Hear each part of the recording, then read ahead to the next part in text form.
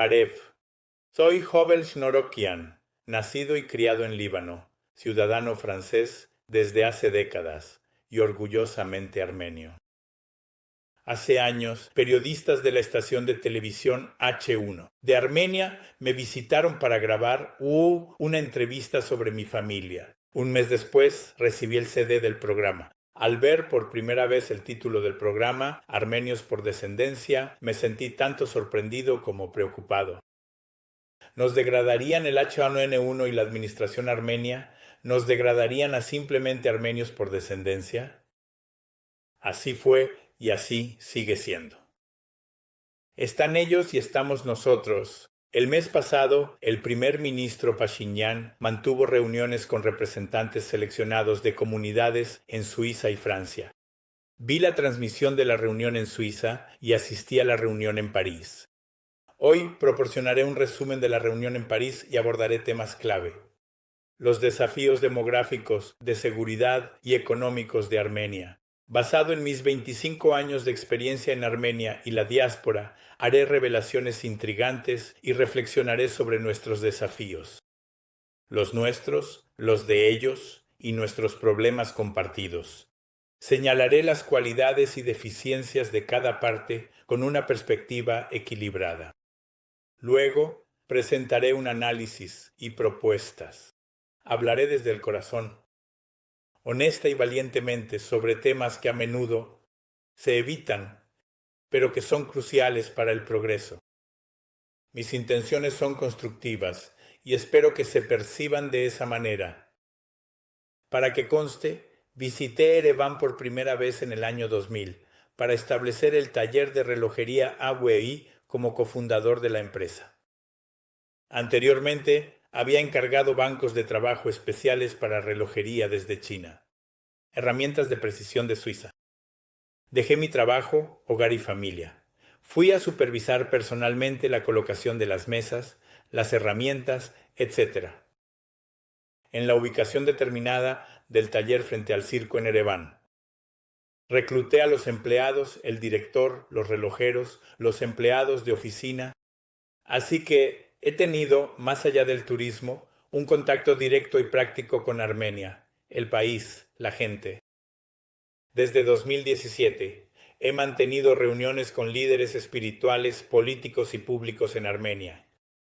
Dentro de los círculos gubernamentales he mantenido reuniones de trabajo con el ex primer ministro Garabedian, así como con ministros pasados y presentes de economía, educación, salud y otros sectores para discutir la optimización del programa potencial de la diáspora. También me he reunido con el señor Pashinyan en múltiples ocasiones bajo el mismo programa, cuando él era periodista y miembro de la oposición.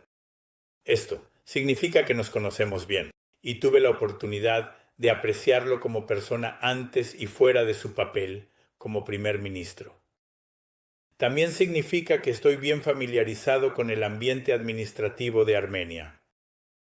En la diáspora he viajado por varias comunidades desde Sydney hasta Los Ángeles, reuniéndome con líderes y el público sobre el tema de coordinar el potencial de la diáspora.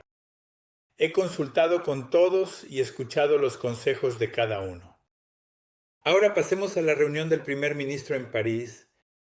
Primero, el primer ministro habló sin traducción, mientras que los invitados, muchos de los cuales no hablaban armenio, no fueron informados de que el discurso se daría en armenio. En segundo lugar, se distribuyeron folletos titulados Proyecto Encrucijada de la Paz, que supongo era el tema principal de la agenda, sin embargo, no se discutió. El aspecto más llamativo fue el alto nivel de seguridad. Sorprendentemente, se nos pidió que dejáramos nuestros teléfonos, bolsas e incluso relojes en la entrada. Entre los invitados, la fotógrafa de arte Lidia Kasparian estaba particularmente decepcionada cuando su cámara fue confiscada en la entrada. Como resultado, la única información disponible sobre la reunión fue la versión distribuida por la oficina del primer ministro. Puedes verla aquí. En la reunión de Zúrich, varios de los invitados también eran conocidos míos que estaban presentes. Baje Gabrash, el primer suizo armenio entre los asistentes, Bartan Sirmakish, Mike Baronian, Viken Chaterian y otras personas distinguidas. En la reunión de París estuvieron presentes dos clérigos, los reverendos, Joel Mikhailian y Gilbert Levonian. También estuvieron presentes Sophie de Bejan, la viuda de Patrick de Bejan, Anush Toranian, Ara Toranian, Daniel Chorkaev y Daniel Kirjan. En la segunda fila se sentaron Ara Aharonian, el presidente de la Fundación Armenia de Francia, Bedros Terzian, y otras figuras distinguidas. Después de su discurso, el primer ministro respondió a las preguntas de los asistentes. Las respuestas fueron a menudo ambiguas y engañosas, volviendo constantemente a la noción de que la paz es la necesidad primordial de Armenia. Al decir esto, el primer ministro pudo haber querido justificar las concesiones que hizo, algunas de las cuales fueron simbólicas, como reemplazar el escudo de armas. Otros fueron de gran consecuencia, como ignorar el derecho de retorno de los desplazados de Artsaj y la inaceptable indiferencia del gobierno hacia los prisioneros de guerra en Bakú. Una de las preguntas más notables fue la de Dikran Yagabian. Él explicó que entiende cómo abogar por la causa armenia podría no ser beneficioso para Armenia y sugirió una división de roles, similar a una estrategia de policía bueno y policía malo, donde la diáspora asume la responsabilidad de buscar el reconocimiento del genocidio armenio y defender el derecho de retorno de los desplazados de Artsaj. Es probable que el primer ministro esté en una posición política difícil, por lo que las preguntas de Dikran parecen irritarlo. Respondió con una larga explicación, enfatizando nuevamente que la paz es lo que necesitamos sin realmente abordar la propuesta de Dikran. El mensaje principal del primer ministro fue muy claro e inequívoco. Él es el primer ministro de la República de Armenia solamente, y no de toda la nación. Su papel y mandato están enfocados únicamente en garantizar la seguridad y el bienestar de los ciudadanos de la República de Armenia. En términos simples, él no está a cargo de la diáspora, lo cual, en mi opinión, fue una aclaración muy lógica y legítima. Sin embargo, el primer ministro transmitió este mensaje simple a través de una declaración larga y compleja, diciendo que una transformación ideológica está teniendo lugar en Armenia en estos días, y así sucesivamente, lo que hizo que su mensaje directo fuera incomprensible. Independientemente de la situación política actual, la posición y el estilo del primer ministro fueron generalmente condescendientes y dañinos. Nos señaló con el dedo en dos asuntos. Primero, afirmó que si no logramos preservar nuestro idioma y nuestras escuelas, no era culpa del gobierno armenio, y dejó claro que Armenia no puede asumir la responsabilidad de apoyar a las escuelas de la diáspora. En cuanto a nuestras escuelas, ¿debería el primer ministro culpar a la AGBU Centenaria por redirigir sus fondos y recursos hacia la patria, a expensas de las escuelas de la diáspora? En lugar de ignorar, ¿no habría sido más apropiado que reconociera las contribuciones de la Fundación algún día, tal vez estrechando la mano del señor Setragian sinceramente y ofreciendo un reconocimiento sincero? En segundo lugar, nos criticó por contribuir solo con 500 millones al Fondo Panarmenio durante los últimos 32 años. En la reunión de París, el primer ministro presentó como testigo al señor Tasyan, un hombre de la generación de su padre. Ese gran hombre se levantó respetuosamente y afirmó: «Sí, Primer ministro, solo 500 millones de dólares, aparte de los fondos recaudados durante la guerra de 2020. Guerra. Debo mencionar que el señor Tasyan es un economista muy respetado, especializado en energía y petróleo. Ha sido invitado desde hace décadas como experto por la televisión estatal francesa y redes internacionales. No busca títulos ni medallas, y su dedicación a su misión permanece firme, sin verse afectada por vientos o mareas cambiantes. Solo 500 millones de dólares si dejamos de lado los 1.000 millones aportados por Kerkorian, así como las contribuciones de organizaciones benéficas como la Fundación IDEA, AMEA, AFEAN, COAF, Hovnanian, FAR, Ismilian, Tashir, Tufankian, Fundación Tumo y muchas otras organizaciones de la diáspora, cuyos fondos, si no en su totalidad, entonces en su mayoría están dirigidos hacia Armenia. Los Hovnanian, mientras establecen y mantienen una escuela en Nueva Jersey, han contribuido con un fondo de dotación de 500 millones de dólares a la República de Armenia. Debo mencionar que Edil Hovnanian, quien lidera personalmente la iniciativa Birthright Armenia, ha traído hasta ahora a 3.000 jóvenes a Armenia a través de sus esfuerzos dedicados. Sin embargo, el número de Birthright Israel es de 900.000. La diferencia clave es que la señora Hovnanian realiza este trabajo por sí sola, mientras que la comunidad judía opera bajo un liderazgo unificado. 900.000. ¿Podemos alcanzar el rango de cientos de miles en unos pocos años también? Podemos, pero solo si cooperamos. Nos estamos saliendo del tema.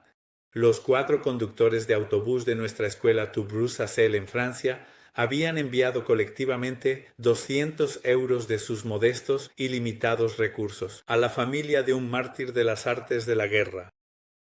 Sin embargo, los 4 líderes sucesivos de Armenia, que no han experimentado la sensación de estar privados de una patria, no han reflexionado sobre el hecho de que, para muchos de la diáspora, la patria es una reliquia preciosa y sagrada, y que los intereses de la República de Armenia requieren que estas personas sean apreciadas y no despreciadas. Además, incluso la viuda que, desde su pobreza, puso 2 monedas en el tesoro, también merece reconocimiento. Habiendo dicho esto, la posición del primer ministro es comprensible. En 2024, la diáspora de 7 millones contribuyó con 15 millones al Fondo Panarmenio, lo que equivale al 0.2% del presupuesto estatal. Y con eso esperamos convertirnos en los dueños del Estado. No pagamos impuestos y exigimos escaños en la Asamblea Nacional. No hemos sufrido bajas en la guerra, sin embargo, exigimos que continúen la guerra. ¿Qué nos da tales derechos? La irritación del primer ministro es comprensible, pero imprudente. La baja participación en el Fondo Panarmenio tiene sus razones. Y si nuestro objetivo es aumentar exponencialmente la inscripción en Birthright Armenia, esto solo se puede lograr a través de la cooperación, no mediante acusaciones mutuas. Para responder a quienes me preguntaron mi opinión sobre la reunión, antes del encuentro, el objetivo del primer ministro y los resultados esperados de la reunión no me eran claros. En la reunión, el primer ministro anunció que había venido a buscar la aprobación de la diáspora, sin aclarar a qué aprobación se refería. Así que no vi el propósito de las reuniones, y su resultado fue en gran medida negativo. Entre los insatisfechos, el periodista suizo armenio, politólogo y conferencista. Tikran Chetarian expresó su protesta en Civilnet. Y Tikran Yegabian, otro joven especialista talentoso que debe ser cortejado a toda costa, abandonó la reunión en reacción a la sordera del primer ministro antes de que concluyera. Habiendo dicho todo esto, el elefante en la habitación no era el primer ministro, sino nosotros, la asamblea. Éramos como un pobre rebaño de ovejas sin pastor. Armenia es su líder, pero el rey de la diáspora está desnudo. Estamos enfrentando una grave crisis de liderazgo, uno con visión, un programa claro, la capacidad de asegurar los recursos necesarios y la confianza del pueblo. La pregunta está siendo planteada por todos, desde cada escenario y por cada persona. Abordaré este tema más adelante y ofreceré una solución. Pasemos al primero de los 3 temas, el desafío demográfico. Para ilustrar la magnitud de la situación, permítanme citar a Rusia como ejemplo, que está perdiendo entre 800.000 y 900.000 habitantes cada año. Este declive demográfico plantea desafíos existenciales para muchos países, tanto y desde una perspectiva económica como de seguridad. Como ejemplo, desde la perspectiva económica, se espera que la población de Corea del Sur disminuya en un 50% en los próximos 40 años.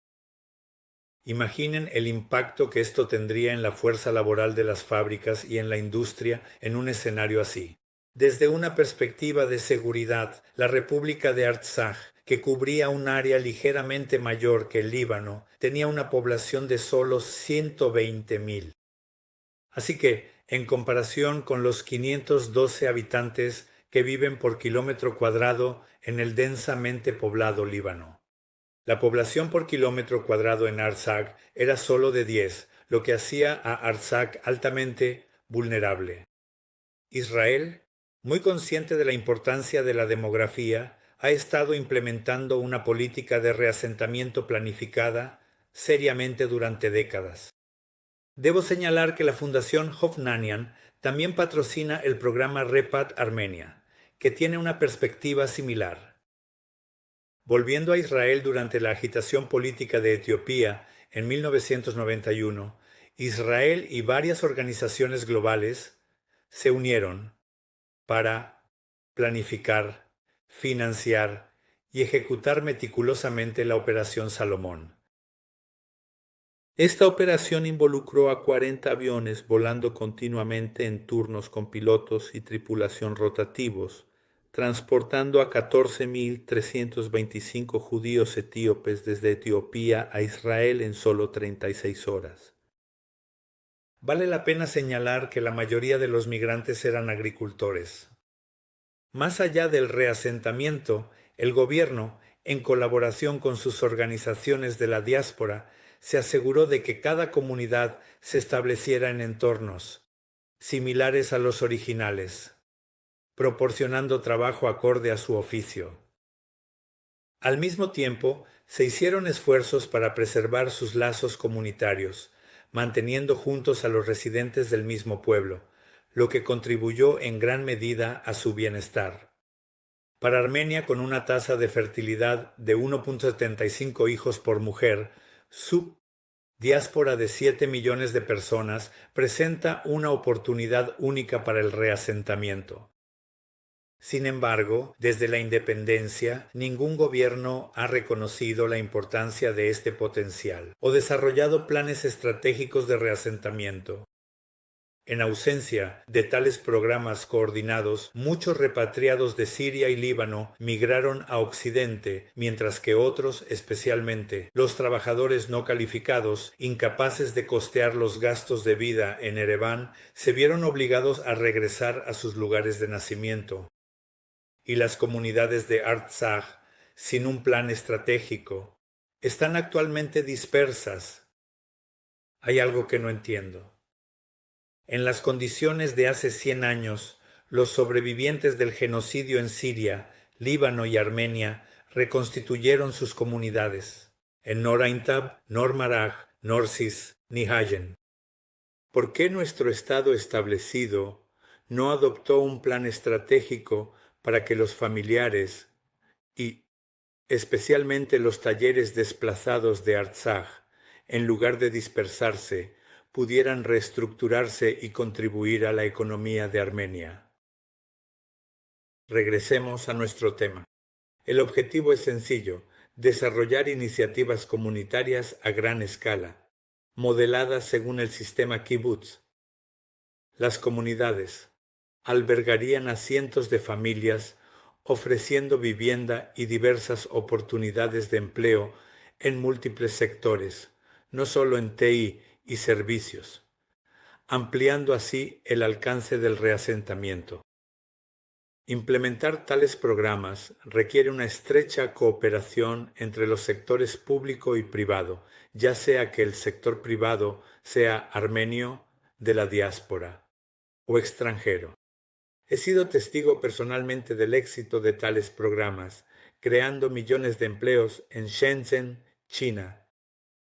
Administré una fábrica allí en los años 2000 y vi de primera mano cómo los esfuerzos coordinados de los sectores público y privado pueden acelerar el crecimiento. Armenia cuenta con historias de éxito en el sector privado, como el proyecto de vivienda Bajakni, que fomentó una comunidad y emprendimientos empresariales exitosos. El desafío ahora es definir e implementar una estrategia integral y establecer el alcance del proyecto.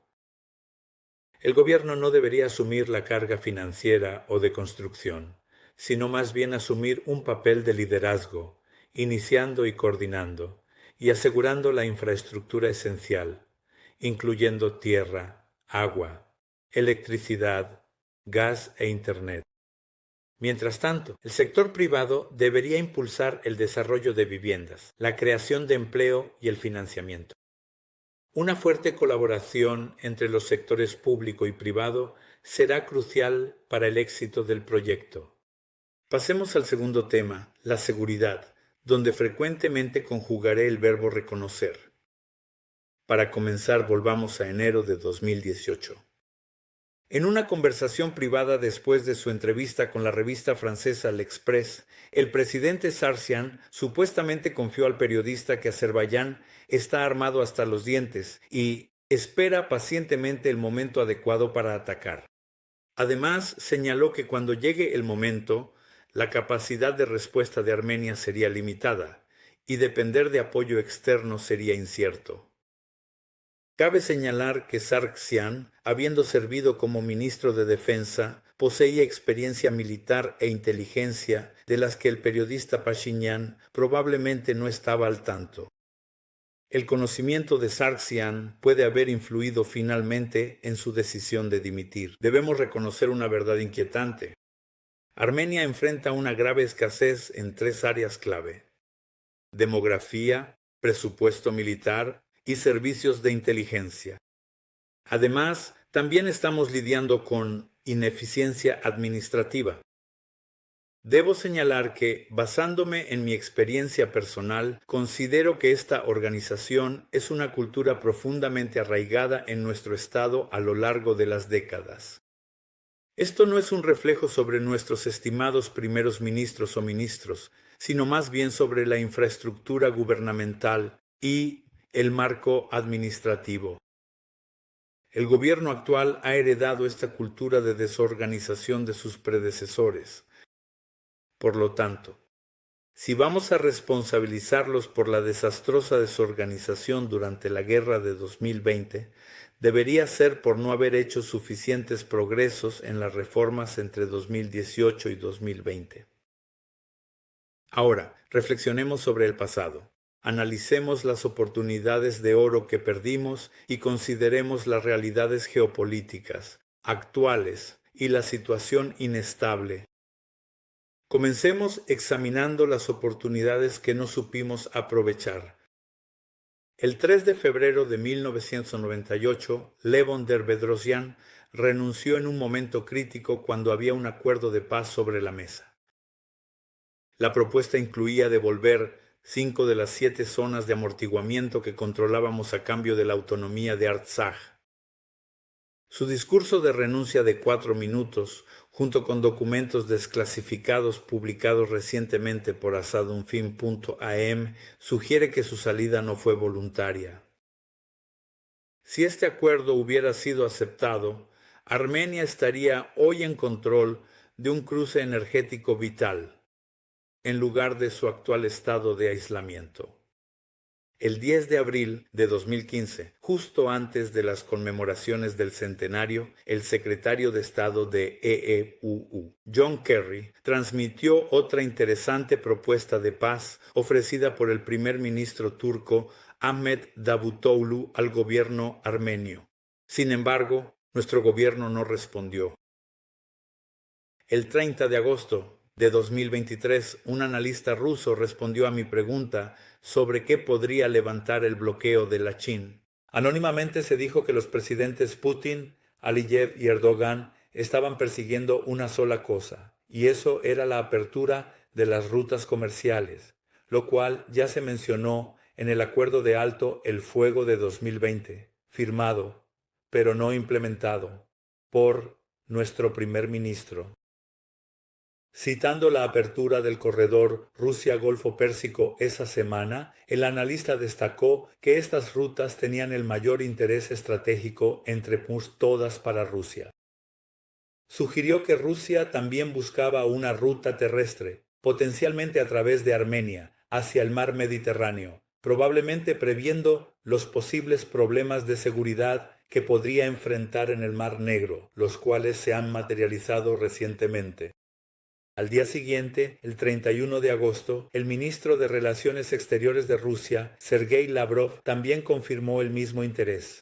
En ese momento, solo 3 semanas antes de la caída de Artsaj, me puse en contacto con 7 figuras influyentes en la diáspora, todas las cuales tenían conexiones directas con el primer ministro. Les insté a viajar juntos a Ereván para reunirse con él como grupo y humildemente intercambiar ideas. Ninguno de nosotros previó la inminente catástrofe. Como estaba escrito, en los días de Noé, comían, bebían, se casaban, se daban en matrimonio y no sabían. Hasta que vino el diluvio y se los llevó a todos, nosotros tampoco lo sabíamos. El pasado está detrás de nosotros. Lo que realmente importa es el futuro. Avanzando, es esencial que reconozcamos las siguientes realidades presentes. Primero, hemos entrado en una era de anarquía y violencia, una era de despotismo, donde la fuerza hace el derecho. El pasado febrero, el presidente de los Estados Unidos declaró su intención de tomar el control de Groenlandia y Gaza. Por un lado estaba esta audaz afirmación. Por otro lado, entre los 27 líderes de la Unión Europea, que supervisa Groenlandia, y los líderes influyentes de los estados árabes, del Golfo e islámicos, quienes deberían estar preocupados por Gaza, ni una sola voz se atrevió a protestar. En este escenario, si las condiciones geopolíticas cambian mañana, permitiendo a Turquía anexar todo el territorio sunita, ¿quién crees que emergerá como el protector de la lejana Armenia? Debemos reconocer. Sin embargo, Armenia está situada en una ubicación geográfica estratégica. Espero que nuestro ministro de Relaciones Exteriores, Ararat Mirzoyan, con su experiencia y la flexibilidad que ha demostrado desde Davos, pueda lograr que se reconozca el papel fundamental de Armenia y aprovecharlo para asegurar la estabilidad del país. Debemos reconocer que el primer ministro está bajo una enorme presión desde múltiples direcciones. Ha perdido Artsaj. Ha dejado a miles de familias de luto. Para salvaguardar la integridad territorial del país, se ve obligado a negociar bajo circunstancias desafiantes y hacer concesiones a opresores despiadados. Y su vida está en la calle.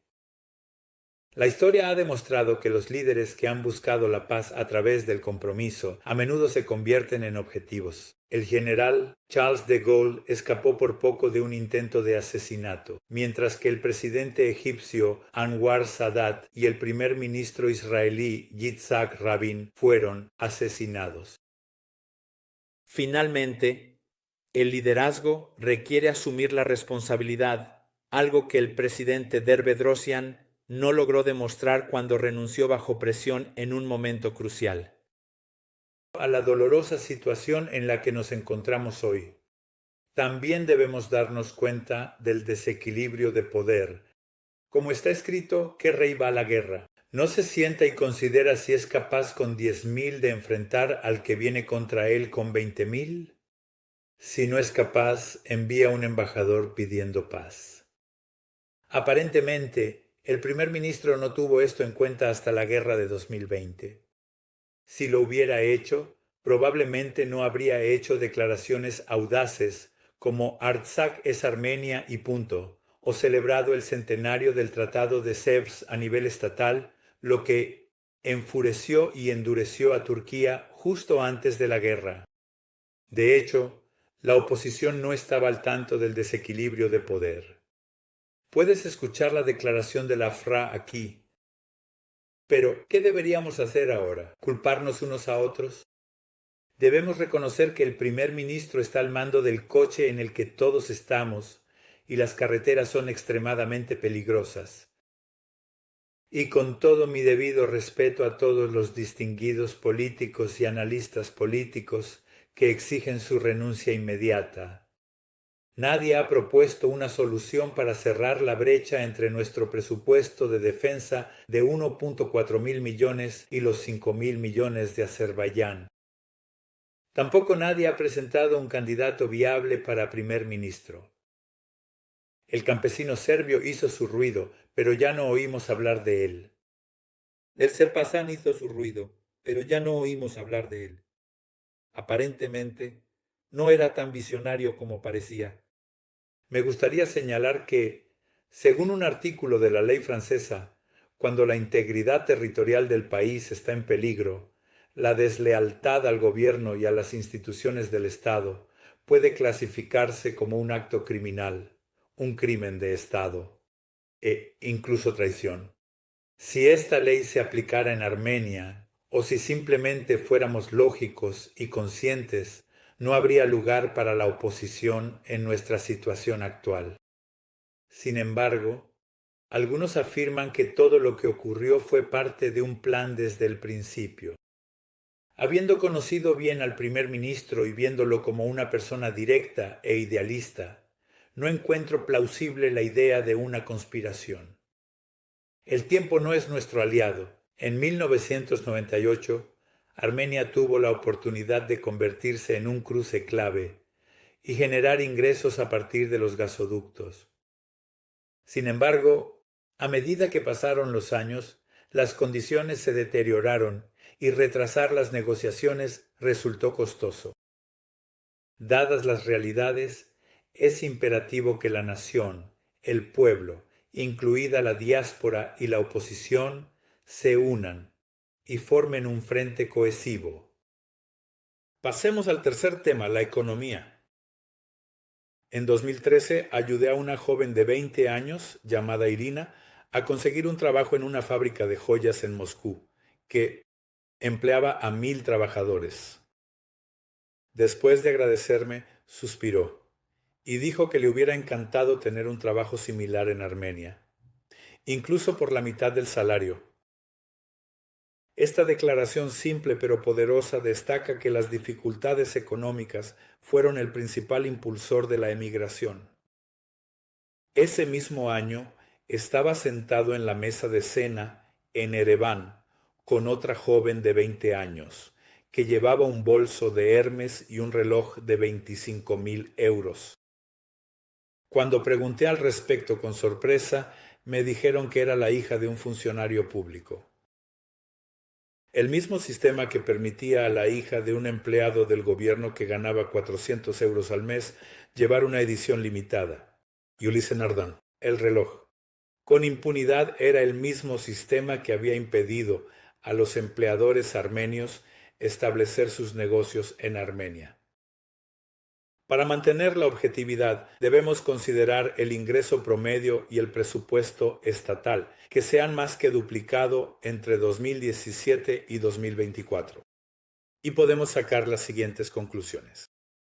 Si Armenia hubiera experimentado un crecimiento económico similar antes de la revolución, el panorama de la emigración y el gasto en defensa habría sido muy diferente.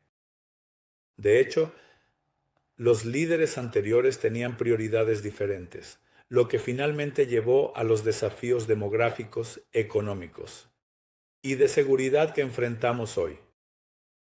En segundo lugar, en lugar de simplemente duplicarse, estas cifras podrían haberse cuadruplicado con relaciones más fuertes e integradas entre el Estado y la diáspora.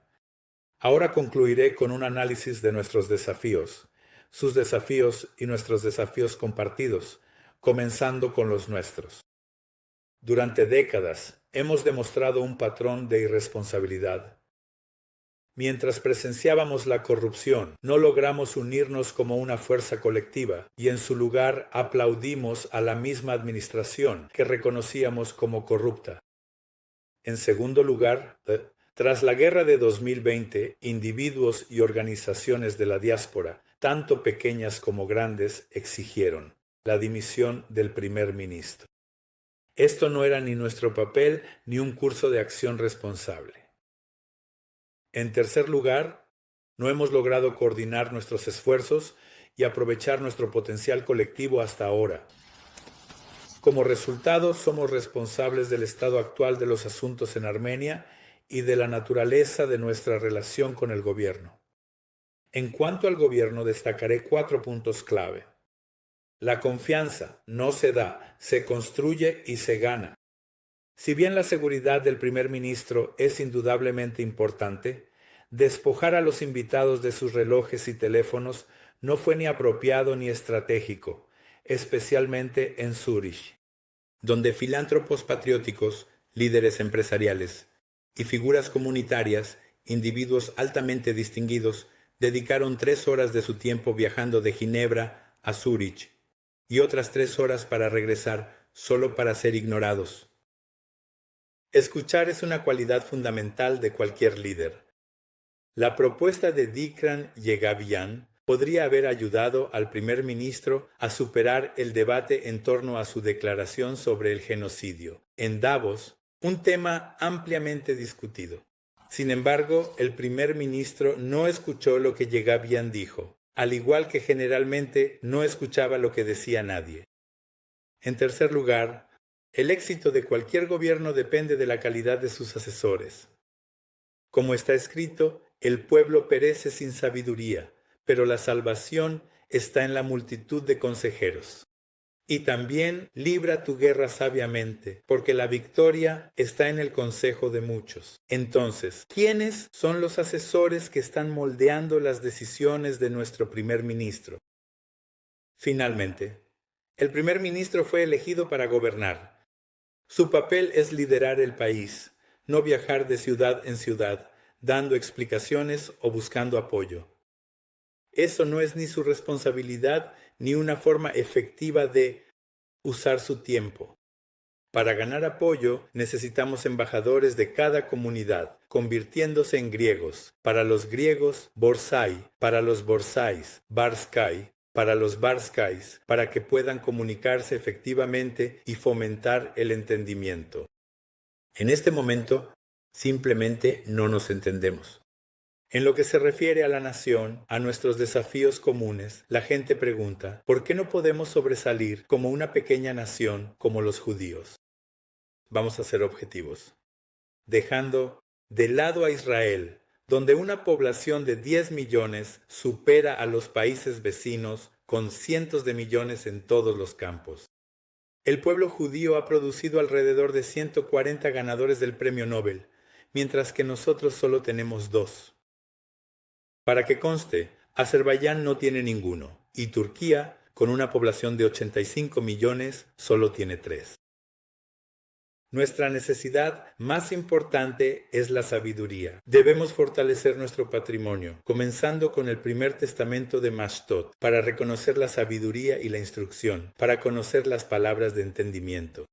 La primera frase escrita en armenio. A lo largo de la historia, la educación ha moldeado a los armenios, quienes han sido reconocidos por su éxito, fiabilidad y empatía. Desde los imperios otomano y ruso hasta Europa, llegando a la India. Debemos recuperar y fortalecer nuestro legado.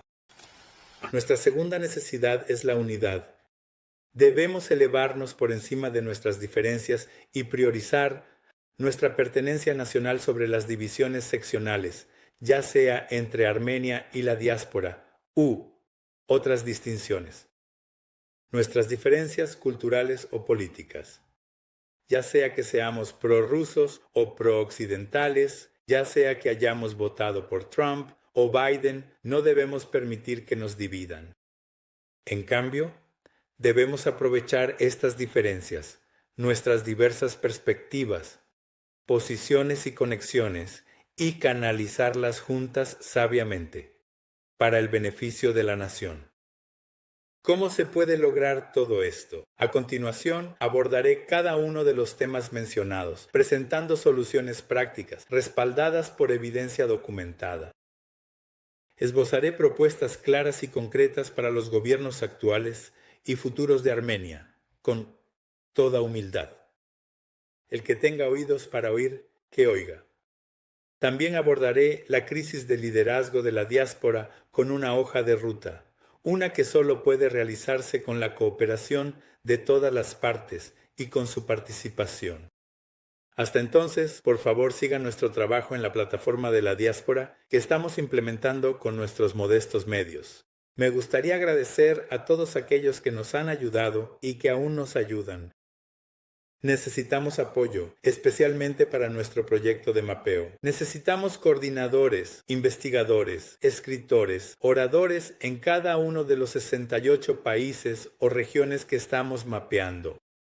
Agradeceríamos cualquier ayuda, ya sea a través de recursos o acciones, sean 2 centavos o 2 horas. Quien tenga fe, voluntad y medios, que nos escriba, que me escriba. Gracias por su atención. Me pondré en contacto con ustedes pronto.